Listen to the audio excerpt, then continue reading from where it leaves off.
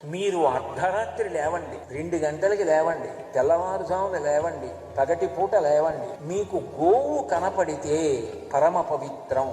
కొన్ని కనపడితే ప్రదక్షిణం చేయమన్నారు. అటువంటి వాటిలో ఒకటి గోవు. గోవుకి ప్రదక్షిణం అంత గొప్పది. ఏ కారణం చేత కూడా నీ వలన 2 అపచారములు జరగకుండా చూసుకో. ఎప్పుడూ కూడా కాలితో ఆవుని తన్నకు. గోవులకు మధ్యలోంచి ఎప్పుడూ కూడా నడిచి వెళ్ళకు. ఆవులు పక్క నుంచి నడిచి వెళ్ళు.